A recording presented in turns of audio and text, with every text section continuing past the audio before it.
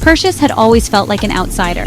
The world around him, school, home, even the streets outside, was a place where he didn't quite fit in. At school, the bullies knew his name but never used it for anything good.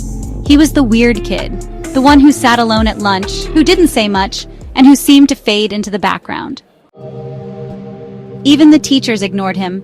It wasn't out of cruelty, not exactly, but indifference.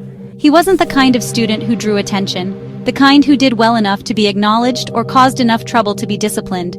He was just there, existing quietly in the margins of their focus. At home, things weren't much different. His parents were distant, emotionally and physically. His mother was usually lost in her phone or work, and his father was often in front of the television with a beverage in hand. Perseus's words barely made it past the air in the room, let alone into their awareness. It was just easier to be silent, easier to let the world move around him while he remained hidden. The only time Perseus felt any semblance of peace was when he was by himself, buried in the pages of his horror magazines or watching old horror movies. It wasn't that he liked being scared, well, not exactly, but there was something about the way the characters in those films were so bold, so unapologetically monstrous. They weren't afraid to be seen, and that made him want to be like them.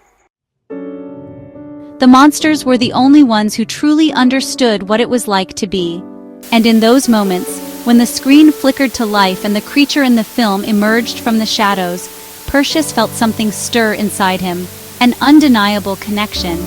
He didn't care about the heroes or the victims in the movies.